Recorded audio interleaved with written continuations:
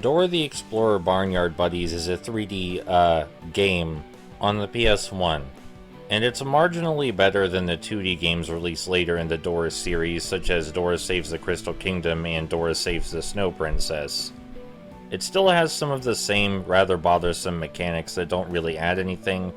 such as the collectibles that don't give you anything as a reward, and telling Boots to go jump into random piles of garbage to take things out of them.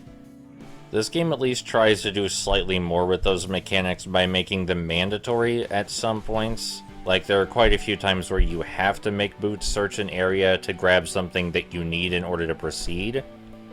And this often entails either going backwards or around a winding 3D pathway. This is kind of just a shaky way to encourage exploration, that the child walk around the environment and see what there is to see, but that's already a lot better than the 2D Dora games later in the series by default. There's some baby's first pathfinding here and there, and a lot of the levels have optional areas to explore with increasingly diverse pathways with many off-branches that lead to entirely unnecessary collectibles, but still, the fact is there that the level design gets more and more complex as the game progresses, and there is something to be said about that, even if the maze-like nature is only utilized sometimes for mandatory objectives.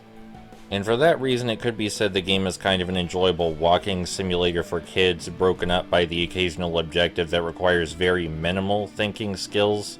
It doesn't encourage the same critical thinking and problem solving of the actual show,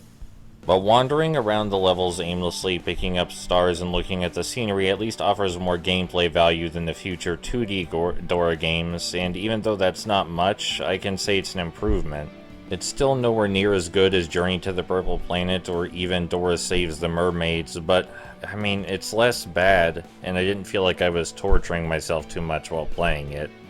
Still probably better just to get your kids one of the better games instead.